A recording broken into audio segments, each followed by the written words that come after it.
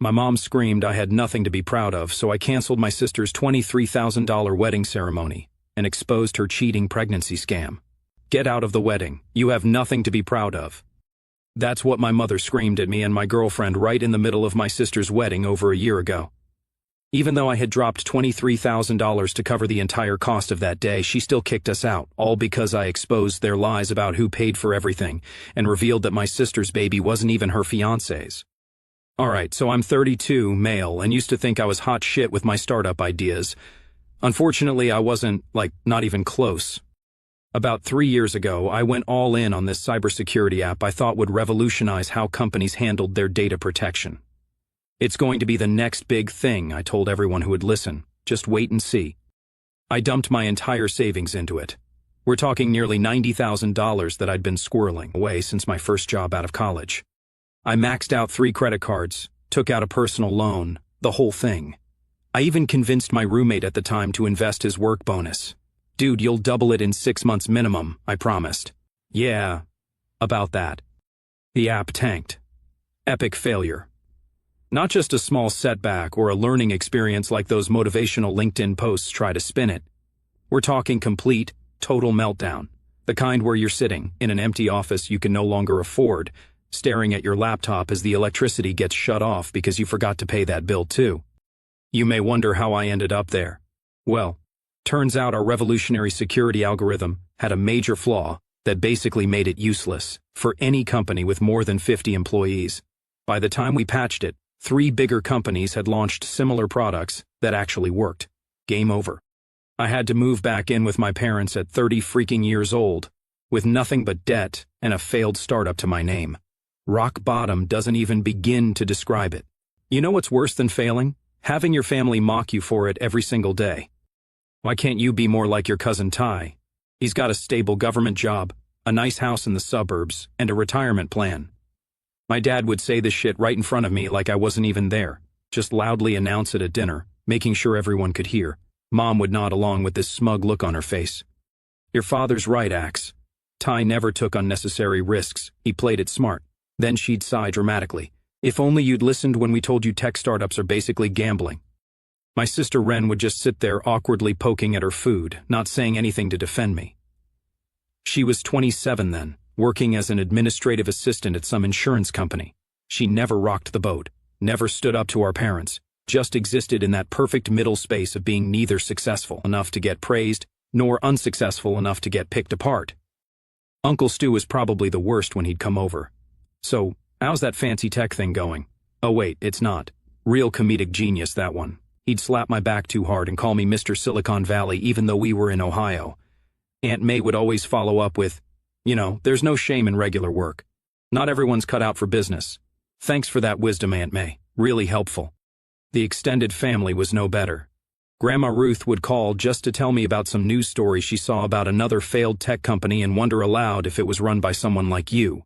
Cousin Mia, who worked as a nurse, would text me job listings for hospital janitors. They have benefits, she'd write, like I should be grateful she was looking out for me. At family gatherings, it was like I had a neon sign above my head flashing failure in bright red letters. Everyone suddenly became a business expert. The problem with your generation is you want success overnight, my uncle would lecture, conveniently forgetting that he inherited his plumbing business from my grandfather and had never started anything from scratch in his life. After about 2 months of this daily humiliation parade, I packed my shit and left. Didn't tell anyone where I was going, just disappeared. Went completely no contact for over 2 years. Not a single text, call, email, nothing. Radio silence. I blocked all their numbers, deleted my social media accounts, and created new ones under a slightly different name. I moved 3 cities over, far enough that I wouldn't accidentally run into anyone I knew, but close enough that I didn't have to get a new driver's license. During those 2 years, I rebuilt my life from scratch. No safety net, no family help, no sympathy calls, just me grinding it out. I started small with a new business in custom software solutions, way more practical than my previous pipe dream. It actually solved real problems for real businesses, instead of chasing some unicorn idea. I worked 16-hour days, lived in a crappy studio apartment where the shower would randomly switch from freezing to scalding, and ate ramen and canned tuna for months. My office was a corner desk at the public library until I could afford to rent an actual workspace. Somewhere in that first year, I met a girl. I'll call her Jo. Not at a bar or a club, at the library where I was working. She's a librarian, not into designer crap. Just this genuinely kind person who saw something in me when I had literally nothing to offer. She'd come by with coffee sometimes when I looked like I was about to faceplant onto my keyboard. We started talking during her breaks. She'd ask about what I was working on, and unlike my family, she actually listened, didn't judge or compare me to anyone else, just listened. Our first date was a walk in the park because I couldn't afford to take her anywhere. I was straight up with her from day one. I'm basically starting over from nothing. I've got more debt than assets and I work all the time. She just shrugged and said, "Sounds like you're someone who doesn't give up. I like that." And so, she stuck around through the worst of it. Never complained about my tiny apartment or when I couldn't afford to take her anywhere nice. When I'd get discouraged after losing a potential client, she'd bring over homemade cookies and remind me that successful people are just failures who didn't stop. Fast forward to now, my business finally took off. Turns out there's a real market for custom software solutions that actually work and don't cost a fortune. I built up a solid client base, hired a team of developers, and expanded our services. I'm pulling in mid-six figures now, bought a decent house in a good neighborhood, and I'm still with Jo. Life was actually pretty damn good, until my family suddenly decided I existed again. Funny how that works, isn't it? 2 years of Axe Who, and suddenly I'm their favorite son again. Amazing what a little success can do. I was in my office one Tuesday afternoon, finalizing a contract with a new client, our biggest one yet, when my phone lit up with my dad's number. Hadn't seen that on my screen in over 2 years. My first thought, someone died. I stared at it for 3 rings, debating whether to answer. Part of me wanted to let it go to voicemail, but another part, the part that still remembered, being part of a family, made me pick up. "Hello," I answered, heart racing a bit. "Axe, it's your father." Like I wouldn't recognize his voice after 32 years. "We need to talk. It's about Ren." My mind immediately went to worst-case scenarios. Car accident, cancer diagnosis, something terrible. "What happened? Is she okay?" I asked, already reaching for my keys, ready to drive to the hospital if needed. "She's pregnant," he said, like he was announcing she had a terminal illness, and she needs to get married right away. The boy's family is very traditional. I sat back in my chair, relief washing over me. Not dying, just knocked up. Classic family drama, not life or death. "Okay. And why are you calling me about this?" I asked, already knowing the answer but wanting to make him say it. There was a pause. Then, "The wedding needs to happen within a month. And well, your mother and I have been struggling since I hurt my back at work last year. That means they needed money. Of course they did. Why else would they break 2 years of silence?" "We know you're busy with whatever it is you're doing these days," my dad continued, "but you should step up as a man. This is your chance to show you're still part of the family." Step up as a man. After 2 years of silence, that's what he leads with. And what the hell did he mean by whatever it is you're doing these days? Like my business was some hobby I was tinkering with in the garage. "I have my own company now," I said flatly. "A successful one." "Yes. Your mother saw something on the internet about that," he replied dismissively. "Look, this isn't about you, it's about your sister. She needs her family now." I almost laughed. Now she needs family? Where was this family solidarity when they were all taking turns dunking on me? "And the guy?" I asked. "What's his story?" "Zeb. He's a freelance graphic designer. Very talented, very creative, has so much potential." Red flag number 1. In my family's language, has potential means currently accomplishes nothing, but we're pretending he's just about to make it big so he can't afford a wedding. I said it wasn't a question.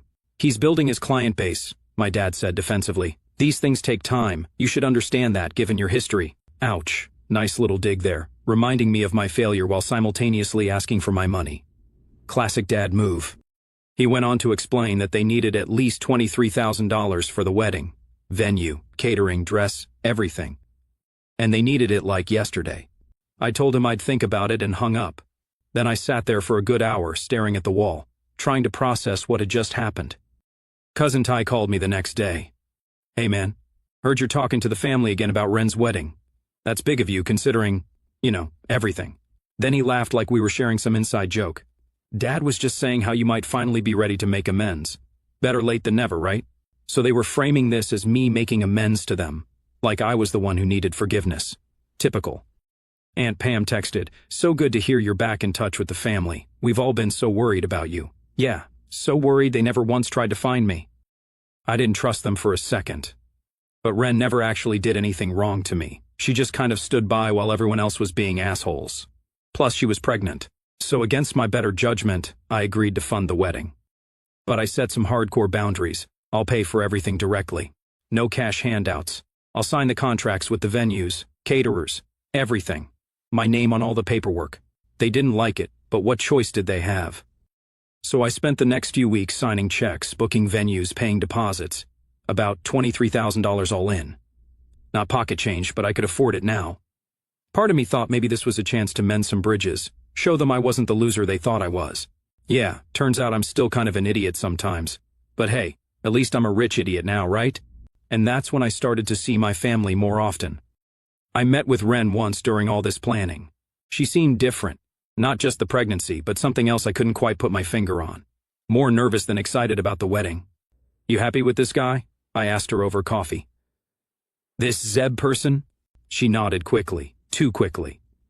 "He's great, really creative, everyone loves him." "That's not what I asked," I said gently.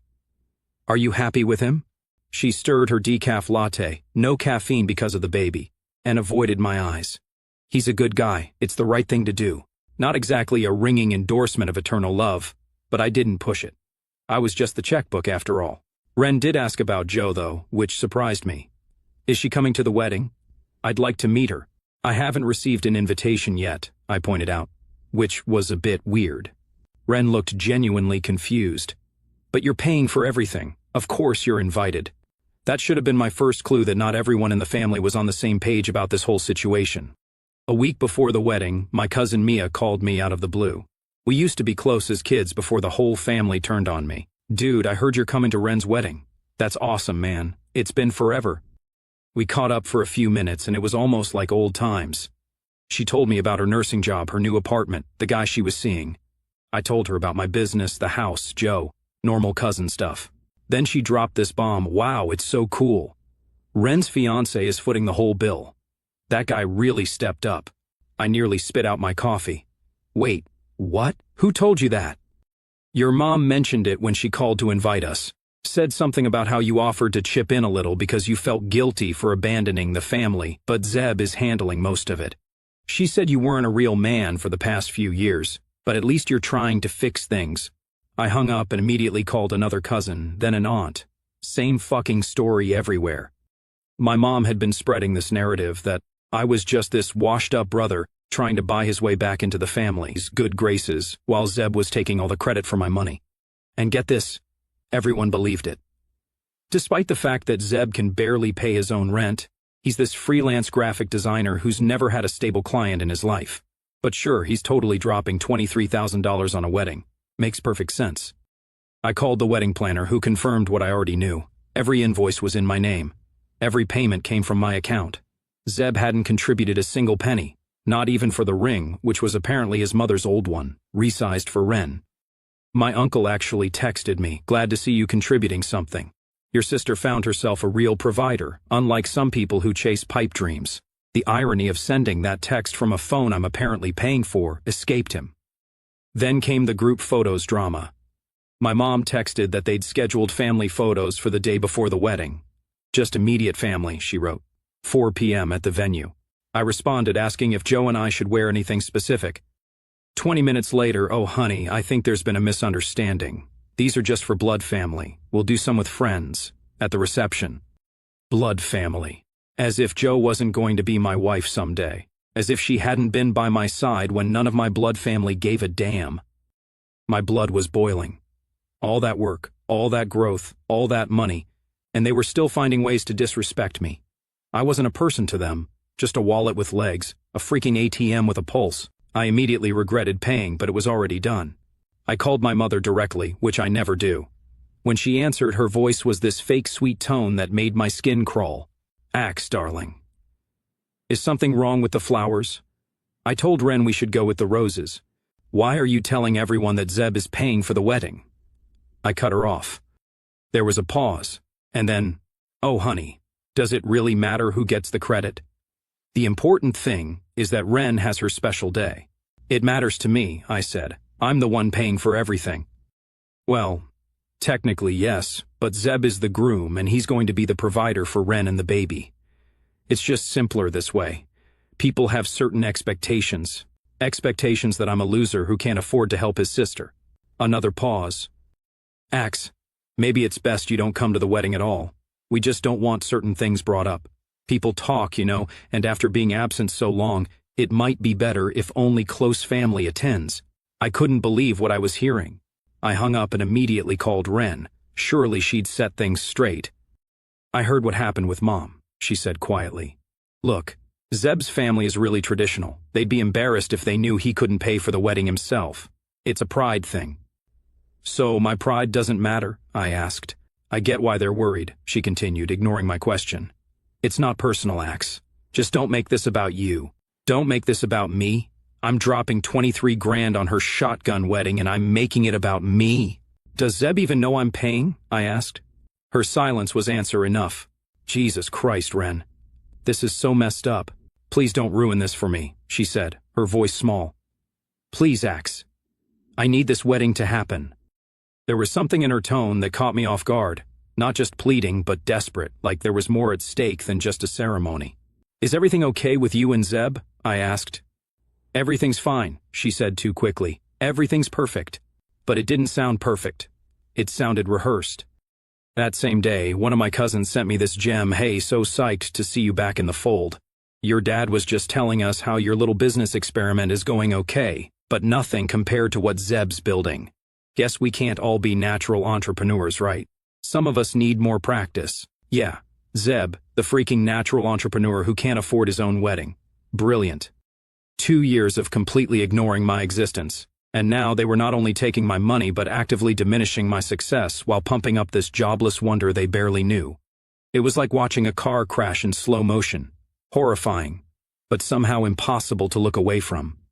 Speaking of Zeb, I finally met him at the rehearsal dinner, which I also paid for, by the way. He was this lanky guy with a man bun and stretched earlobe things. Looked like every creative type stereotype rolled into one person. He gave me this limp handshake and said, "So you're the infamous Axe." Heard a lot about you, man. I bet he had. Likewise, I replied. How's the graphic design business? He launched into this long explanation about his artistic vision and how he was too authentic for corporate clients, also known as unemployable. The whole time he had his arm around Ren like he was marking his territory. She just stood there with this frozen smile that didn't reach her eyes. Then she excused herself to the bathroom, and Zeb leaned in close to me. Listen, bro, I appreciate you chipping in a bit for the wedding. Shows character after all the family drama. Don't worry, though. I've got the bulk of it handled. That was it. That was the moment something inside me just snapped. You know that feeling when you realize you've been playing a rigged game? That's where I was. Done being the family punchline. I smiled at him. Not a friendly smile, but he was too self-absorbed to notice. No problem, bro. Happy to chip in. Then I walked out of the rehearsal dinner early, drove home fuming. Joe took one look at my face when I got home and knew something was very wrong. What happened? She asked, sitting next to me on the couch. I can't do this, I said finally, my voice hardening. I'm not just going to smile and hand over $23,000 to people who don't even think I deserve to be at the wedding. Joe squeezed my arm. Then don't take their crap anymore. I've watched you rebuild your entire life from nothing while these people treated you like garbage. You've got everything now to call them out on their entitled bullshit right to their faces. She wasn't suggesting I back down. She was encouraging me to go nuclear. That's why I love her. She never saw me as the family disappointment. She saw me as someone who deserved respect. You know what? You're right, I said, standing up straighter. I've been playing nice thinking they might actually appreciate what I've done, but they're still the same toxic people they've always been. Joe nodded, a slight smile on her face. So hit them where it hurts. Show them exactly what happens when they treat you like an ATM instead of family. That night I couldn't sleep. I kept thinking about what Joe said, about all the contracts in my name, about how completely within my rights I was to pull the plug on the whole thing. I thought about Ren's weird desperation, about Zeb's condescending attitude, about my parents' ongoing campaign to paint me as a failure. I could pull the plug, take back every cent, but this time I'm not just disappearing. They think I'm still a pushover. I'm going to look them in the eyes when their perfect little wedding crumbles. The old axe would have slunk away. The new one hits back. And I had to. By morning, I had a plan. The day of the wedding arrived. I got dressed in my best suit. Jo wore this simple but gorgeous blue dress that made her look like $1,000,000. She knew the situation was tense, but she stood by me anyway. "Are you sure about this?" she asked as we got in the car. "Never been more sure of anything in my life," I replied. "Time to see if my family enjoys surprises as much as I do." We arrived at the venue early, like first ones there early. A few relatives were already hanging around, and the looks on their faces when they saw me walk in were priceless. "Didn't think you'd actually come?" one of my cousins whispered as I walked past. "Brave move, considering." I just nodded and kept walking. The venue looked amazing. It should, considering what I paid for it. Flowers everywhere, fancy chairs, the works, all under my name. Aunt Pam cornered me by the entrance. "So nice of you to show your face. Your sister was just saying how generous Zeb has been with everything. You could learn a thing or two from him about responsibility." I smiled. "Oh, I'm learning so much today, Aunt Pam. It's really educational." Jo squeezed my hand, a silent reminder to stay calm. We found seats in the back row, far from where the immediate family would be sitting. I wanted to observe everything before making my move. The place started filling up. Zeb's side of the family was smaller but loud, lots of artsy types with colorful hair and vintage clothes. They all seemed to be under the impression that their precious Zeb had funded this extravaganza. I overheard his mother bragging about how her son had spared no expense for his bride. Then my parents spotted us from across the room. My mom's face went white, then red. She practically sprinted over, positioning herself between me and the rest of the venue like some kind of human barricade. "Axe, we didn't think you'd come," she hissed. "Wouldn't miss it for the world," I replied pleasantly. "Beautiful venue, isn't it? I especially like the centerpieces. The florist did a great job with my suggestions." My mother's eyes darted nervously to Jo, then back to me. "We can't let you be a distraction today." I smiled, not a happy smile, the kind that doesn't reach your eyes. "Why?" "I paid for today," I said, loud enough for everyone nearby to hear. "Get out," she said. "You have nothing to be proud of." In that moment, something cold and clear washed over me. I turned to the venue coordinator who was hovering nearby, pulled out my phone, and showed her the contracts. "I need to cancel everything. I'm revoking payment authorization now." The coordinator's eyes went wide. "Sir..." "Check the contract, page 3, section 2. I reserve the right to cancel at any time. The venue is in my name, not theirs. I want everything to end right now." The next few minutes were chaos and slow motion. The coordinator made some calls.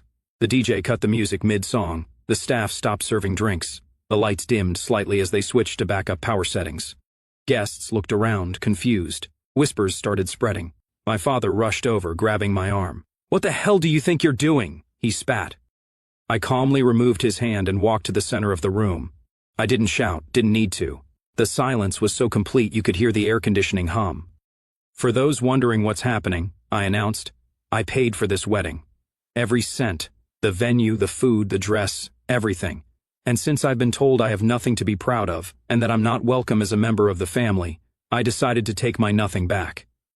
My mother was frantically trying to get the venue staff to ignore me, but they kept pointing at the contracts. My father looked like he might have a stroke. Uncle Stu was turning purple in the corner. "You ungrateful little shit," he started, but his wife pulled him back. Zeb pushed through the crowd, looking confused and angry. "What the fuck, dude? Is this some kind of joke?" I turned to face him directly. "You tell me, Zeb. You're the one who's been telling everyone you paid for this wedding while you didn't put a cent toward it." His face went blank for a second. Then he looked at Ren, who had appeared at the back of the room in her wedding dress. "What is he talking about?" Ren just stood there, frozen. "Show him the contracts," I said to the venue coordinator. "Show him who's been paying for his big day." The coordinator reluctantly handed Zeb a folder. He flipped through it, his face getting redder with each page. "This is bullshit," he muttered. "Complete fucking bullshit. Ask your future mother-in-law why she's been telling everyone you paid for everything," I suggested. "Ask your fiancé why she let you believe that." Then I turned to Ren, who was standing there looking like she might either faint or bolt for the door. "By the way, you might want to ask Ren who the father is." "It's not you." The room went dead silent. Zeb looked at Ren, who had gone pale. She didn't deny it, didn't say a word, just stood there with her hand over her mouth. "What the?" Zeb whispered. But in the silence, everyone heard it. "Ren?" She still didn't speak, but her eyes said everything. Guilt, fear, shame. It was all there. "Who?" Zeb demanded, his voice cracking. "Who is it?" I was surprised, to be honest. I hadn't actually known for sure until that moment. It had been a calculated guess based on Ren's weird behavior, the rushed wedding timeline, and her desperate need for everything to happen right away. Joe had pointed out some suspicious signals too, things only another woman would notice in Ren's behavior. But seeing Ren's reaction confirmed everything. The look on her face when I said it told me I'd hit the bullseye without even being sure I was aiming at the right target. A guy near the back of the room, one of Zeb's friends I think, suddenly looked very interested in his shoes. Zeb followed my gaze and recognition dawned on his face. "Dax? Are you kidding me? My best friend?" The guy, Dax apparently, started backing toward the exit. "Bro, I can explain." Zeb lunged for him, but several people held him back. He was yelling now, demanding answers from Ren, from Dax, from anyone who would listen. "How long? How fucking long has this been going on?" Ren finally spoke, her voice barely audible. "It was just one time. I was drunk. It was a mistake. One time. One time?" Zeb broke free from the people holding him back and stormed over to her. "And the baby? Is it his?" Her silence was damning. Zeb stormed out. Several of his family members followed. The remaining guests started whispering, then talking, then yelling. Some were demanding refunds for their travel expenses. Others were just standing there stunned, watching the drama unfold like it was a reality TV show. My parents were huddled with Ren, my mother crying dramatically, my father looking like he wanted to murder me. Ren just looked broken, like everything she'd been trying to hold together had finally fallen apart. I stood there thinking, 2 years of blessed freedom from their toxic drama, and here I was getting sucked back into the family highlight reel of "let's all shit on Axe." Well, surprise ending this time. The doormat grew teeth. I'd spent too long living my life without their daily dose of judgment and manipulation. Life was actually pretty sweet without someone reminding me what a disappointment I was every 15 minutes. They wanted the old Axe back. Too bad that version got deleted when I upgraded my spine to the premium package. This new model comes with a special feature. It hits back when punched. Cousin Ty approached me, the one Mom always compared me to, suddenly all buddy-buddy. "Hey man, I never believed what they were saying about you. You know that, right?" "Weird, because you were the one who called me a delusional tech bro at Christmas 2 years ago. But sure, Ty, whatever helps you sleep at night." He had the decency to look embarrassed. "Look, that was a long time ago. People change, perspectives change. Yeah, especially when they find out who's got money," I replied. Aunt May tried next. "Axe, honey, I know tensions are high right now, but surely there's a way to salvage this. For Ren's sake?" "You mean the Ren who lied to her fiancé about who got her pregnant?" "That Ren?" I asked. "Or do you mean for the family's sake, the family that told me I wasn't welcome at the wedding I paid for?" In the middle of the chaos, Joe and I just walked out. No shouting, no drama from our end. Just a calm exit while everything burned down behind us. Later that night, my phone blew up with texts. The most interesting was from Cousin Mia. "Dude, you were right. Dax just posted screenshots of their convos from 3 months ago. The baby's 100% not Zeb's." I wasn't even surprised at that point. Just tired. Tired of the drama, tired of the lies, tired of being the bad guy for simply standing up for myself. Ren never contacted me again after that day. Not a text, not a call, nothing. I heard through the family grapevine that she moved in with a friend and was still pregnant, still single, still a mess. My parents tried calling a few times to talk things out, but I didn't answer.